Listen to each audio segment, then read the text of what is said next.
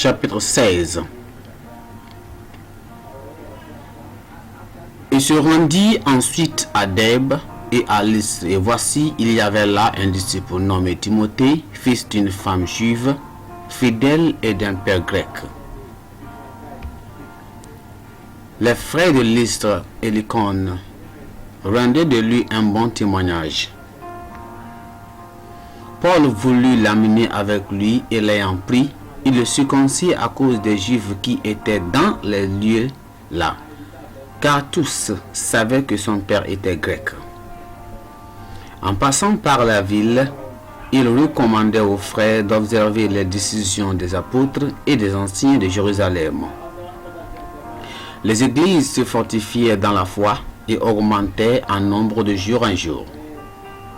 Ayant été empêchés par le Saint-Esprit d'annoncer la parole dans l'Asie, ils traversèrent la Phrygie et le pays de Galatie. Arrivés près de la Mésie, ils se disposaient à entrer en Bithynie, mais l'Esprit de Jésus ne les permit pas. Ils franchirent alors la Mésie et descendirent à Troas. Pendant la nuit, Paul eut une vision. Un Macédonien lui apparut et lui fit cette prière: passe en Macédoine et secours-nous. Après cette vision de Paul, nous cherchâmes aussitôt et à nous rendre en Macédoine, concluant que le Seigneur nous appelait à y annoncer la bonne nouvelle. Étant partis de Troas, nous fîmes voile directement vers la Samothrace et le lendemain nous débarquâmes à Napolis. De là nous allâmes à Philippe, qui est la première ville d'un district de Macédoine et une colonie.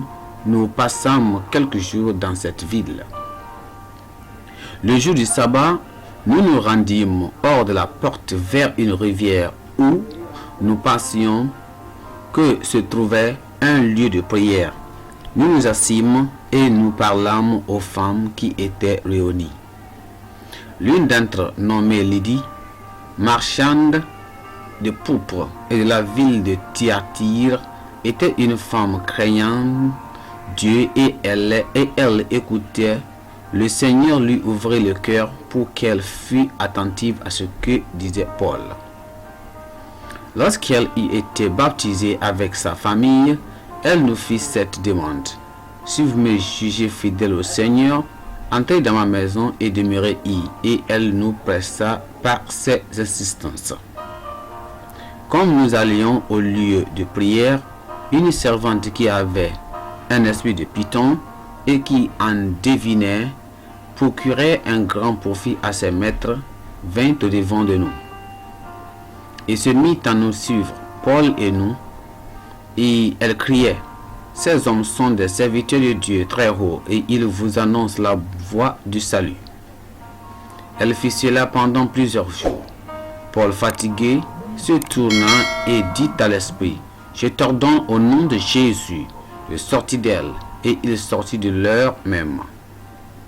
Les maîtres de la servante, voyant disparaître l'esprit de leur vin, saisirent de Paul et de Silas et leur traînèrent sur la place publique devant les magistrats. Ils les présentèrent au prétendeur, au prêteur, en disant: ces hommes troublent notre ville. Ce sont les Juifs qui annoncent des coutumes qu'il ne nous est permis ni le recevoir ni le suivre, à nous qui sommes romains.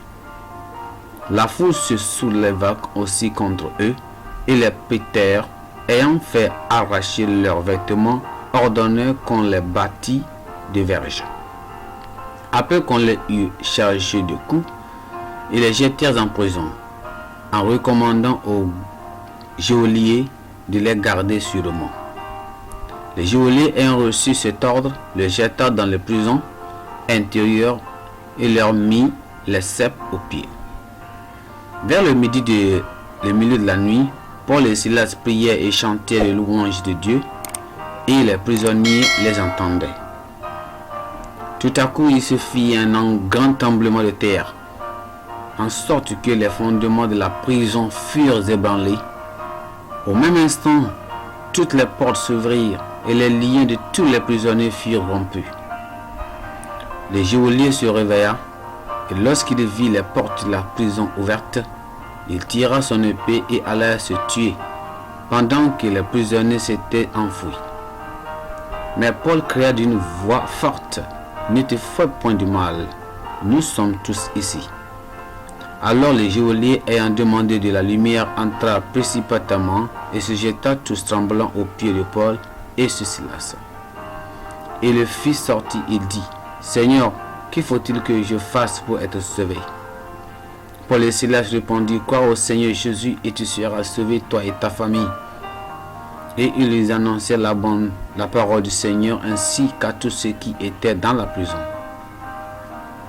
Il les prit avec lui et à cette heure même de la nuit, il lava leurs plaies et aussitôt il fut baptisé et lui tous les saints. Les ayant conduits dans son logement, il leur servit à manger et il se réjouit avec toute la famille de ce qu'il avait cru en Dieu.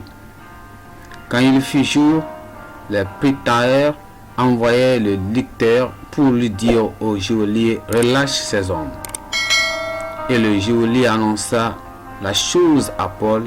Les préteurs ont envoyé dire qu'on vous relâcha. Maintenant donc sortez et allez en paix. Mais Paul dit au licteur: « Après nous avoir battu des verges publiquement et sans jugement, nous qui sommes romains et nous ont jetés en prison, et maintenant ils nous font sortir secrètement. Il n'en sera pas ainsi qu'ils viennent eux-mêmes nous mettre en liberté. » Les licteurs rapportèrent ces paroles aux préteurs, qui furent effrayés en apprenant qu'ils étaient romains. Ils vinrent les apaiser et ils les mirent en liberté en les priant de quitter la ville. Quand ils furent sortis de la prison, ils entrèrent chez Lydie et après avoir vu et exhorté les frères, ils partirent.